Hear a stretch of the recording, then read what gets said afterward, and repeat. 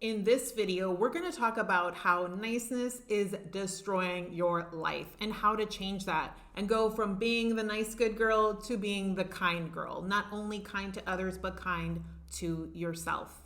So let's get into it. In order to understand niceness and kindness, we need to know what they are. So I'm going to use the definition that my very favorite teacher, one of my very favorite teachers, Alan Watts, Buddhist philosopher, former evangelical minister, Alan Watts. I'm going to talk about his definitions and how I adopt them for the times today. So niceness is a reflexive thought, a reflexive action. It means it's knee-jerk. You don't even think about it. You're nice immediately. You don't take a second. You're just nice. You're nice because there is an underlying need to be accepted, loved, taken care of. It is about obedience. It's about social norms, and it's about being compliant, being convenient.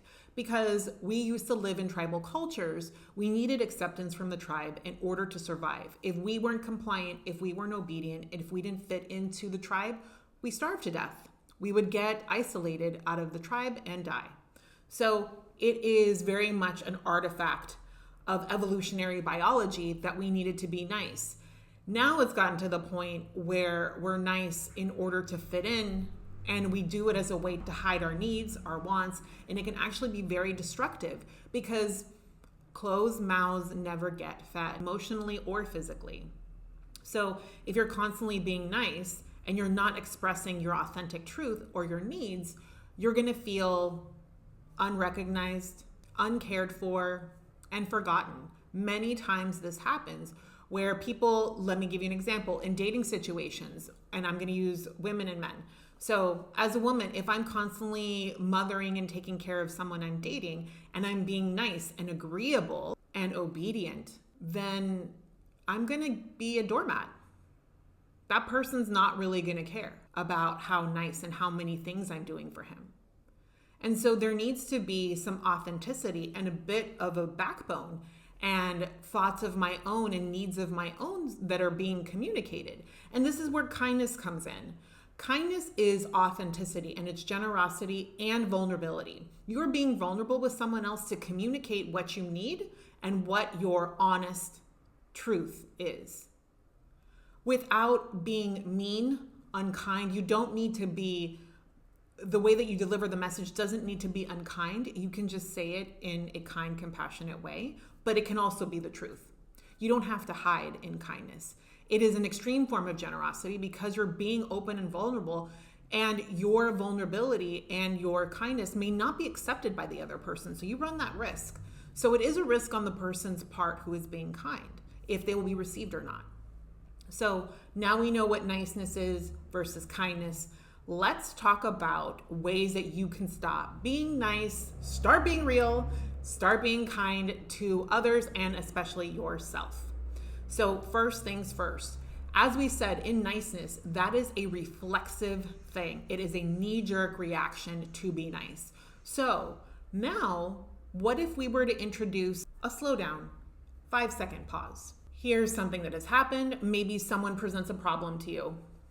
It's a they problem. It's not a you problem. So it's a they problem. And instead of immediately jumping in with solutions, because you probably have a Rolodex of a million solutions that would make you look very nice, you take a beat and you pause. You listen to them, you pause, and then you determine, is this something that I want to engage in? And how am I going to engage with this? Am I wanting to engage with this person, with their problem, quote unquote, because I want to be nice, or because I actually want to help this person from a place that doesn't have an ulterior motive? Niceness has an ulterior motive. Kindness does not. There's another differentiation point.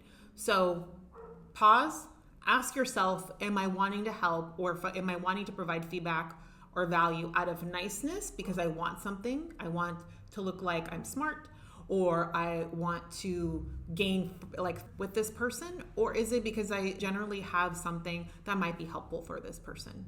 So something to consider. The next thing to consider is not every problem in the universe is your problem.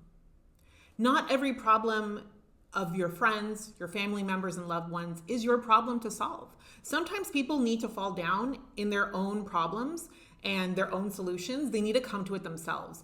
Just what, like the old adage, the old idea and story of the butterfly or the caterpillar in the cocoon. If you see that a caterpillar is in a cocoon and they've opened up the cocoon just a little bit and they're about to come out as a butterfly, by you opening up that cocoon, you actually cause harm to the butterfly, because the cocoon is a way to create strength. The caterpillar and then into the butterfly, it needs to push up against the cocoon to build strength in its wings so that it can fly. So if you open up the cocoon to help the caterpillar, you're really harming the caterpillar. Some caterpillars out there in forms of people, they need to press up against that cocoon. You should not be opening up their cocoons. Let them be. Not every problem is your problem. Now, no, when over-explaining in general, no is the complete sense. No, I do not want to go to your cat's cousin's quinceañera. Try saying that 10 times fast. No, I will not be attending that function, or no, I'm unable to do that. There's no need to explain and over-explain. No, or negotiate like real time with someone. No, I can't make it to your cat's cousin's quinceañera, but maybe if I move around my appointments, maybe I'll be able to show up for a half hour. No, I cannot make it. You don't even need to apologize. You can say, no, I would really love to go, but I can't. No over-explaining. No in real-time negotiations trying to move around your own needs or wants or appointments for someone else. I understand with kids it's different, but when I'm talking about friends and family members and loved ones, you can't go to everything. And if you try to go to everything and participate in everything, what is that about? Why is that compulsion about? It does become a compulsion. And it has to do with boundaries. Now, I have 2 videos that I would love you to watch about boundaries. You can watch these videos about boundaries after this video. But oh my gosh, stop over explaining. Stop. Just say no. Also, when something is not okay, it's not okay for you to say that it's okay. I know that's a mouthful, but when you want to be kind, if you're saying something is okay or worries, I don't like that phrase. No worries, but there really is worries. There's a lot of worries. Or it's not okay. Saying it's okay when it's not okay is being nice and it's not being kind. And it puts people in a pickle.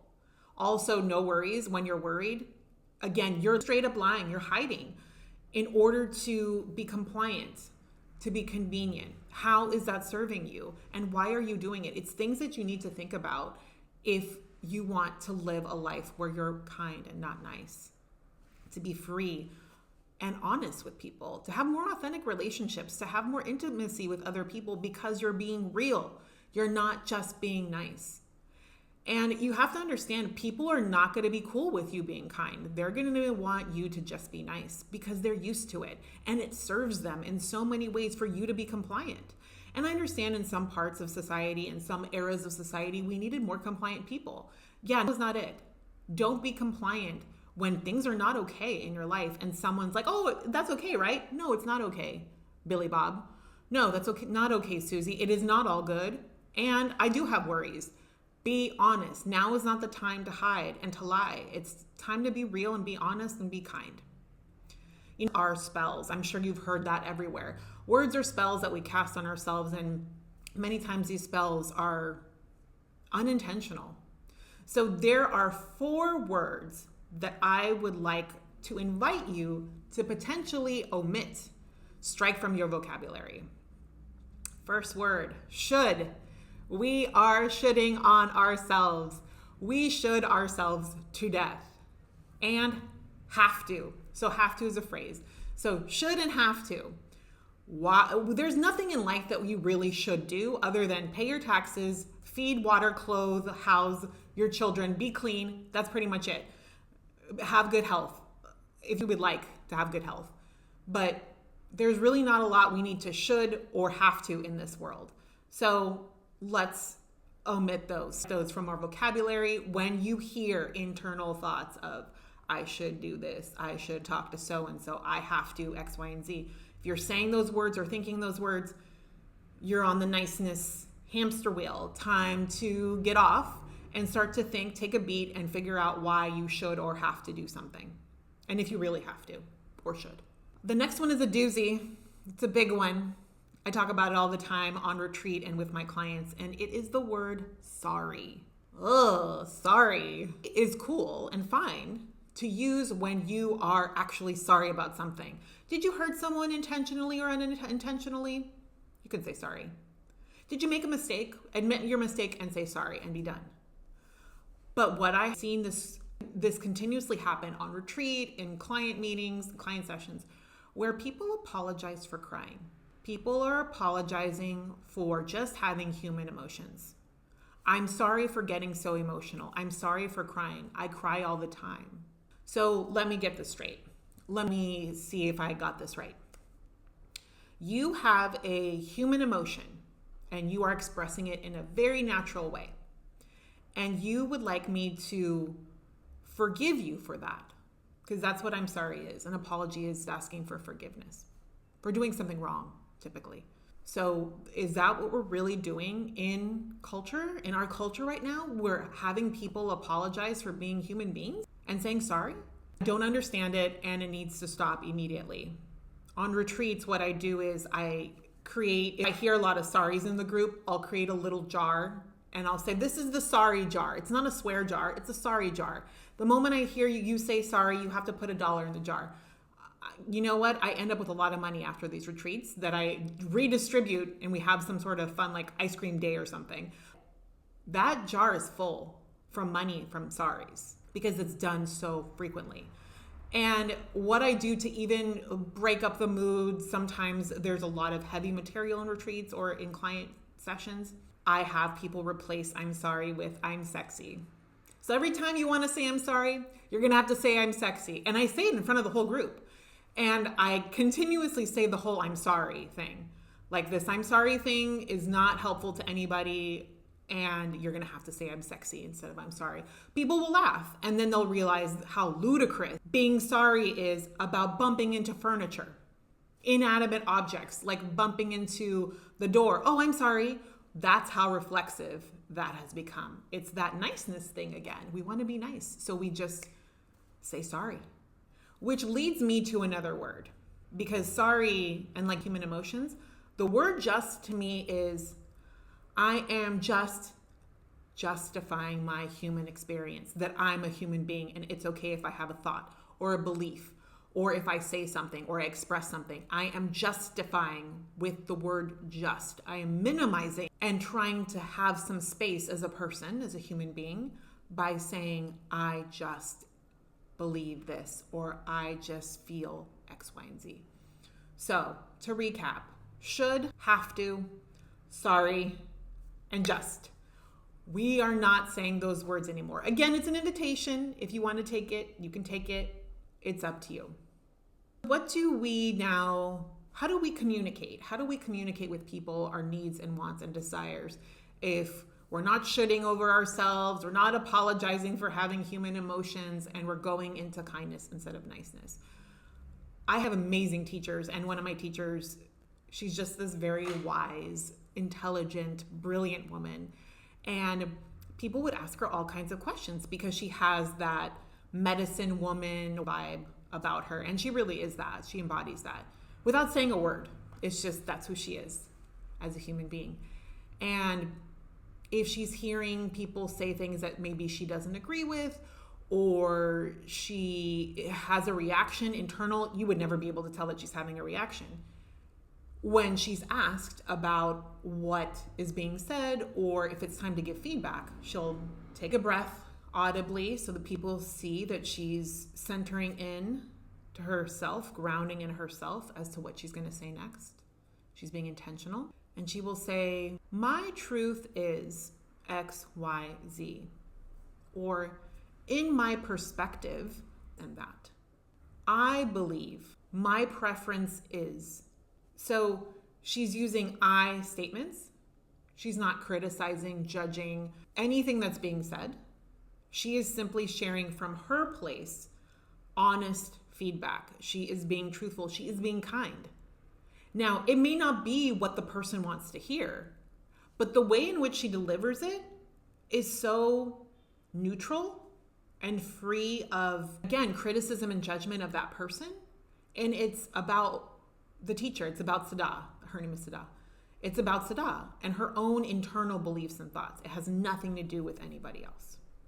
So again, these are words that you can use. And one that I heard when I was in a breath work was the teacher of the breath work was saying to somebody, is that really in your highest excitement to do X, Y, and Z? She had to plan a baby shower for like women. And the facilitator's like, is that really in your highest excitement? Is that really in alignment with what you want to do?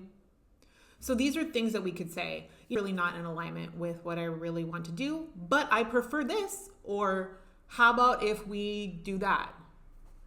So giving people options. But again, being honest. If it's not in alignment with you or to go to the bar and stay out till 7 o'clock in the morning drinking, you don't need to judge it. You just need to say, hey, that's not really where I'm at. It's not in alignment with me, and have a great time. I'll see you guys later. We'll talk later. You don't need to judge. You don't need to criticize. Just state your truth and be on your merry way. No over-explaining necessary. And again, being okay with people accepting your kindness or not. It doesn't matter if they do or not.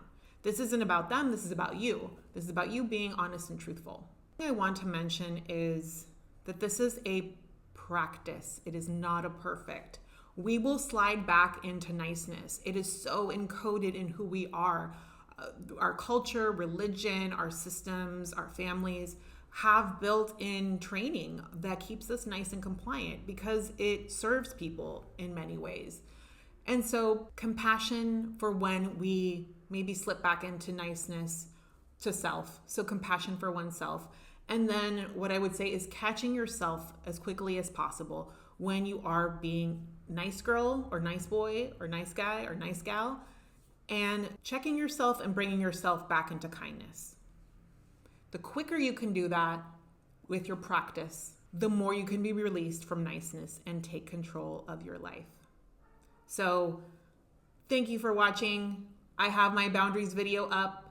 There's a few of them. There's 2 boundaries video. It's such a huge topic. Kindness and niceness and boundaries go hand in hand. So check on my channel and look at those videos.